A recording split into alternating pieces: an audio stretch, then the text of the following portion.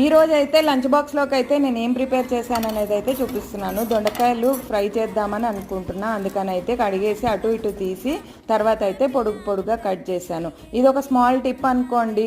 ఉప్పు అయితే వేసి కాసేపు వదిలేసి దాంట్లో వాటర్ తీసేస్తే ఫ్రై దబ్బున అవుతుందని మా అమ్మగారు నాకు చెప్తే నేను కూడా మీకు చెప్తున్నా. ఈ టిప్ మీకు తెలియకపోతే మీరు కూడా ఫాలో అవ్వండి. తెలిసిన వాళ్ళు ఎవరైనా ఉంటే కామెంట్ చేయండి.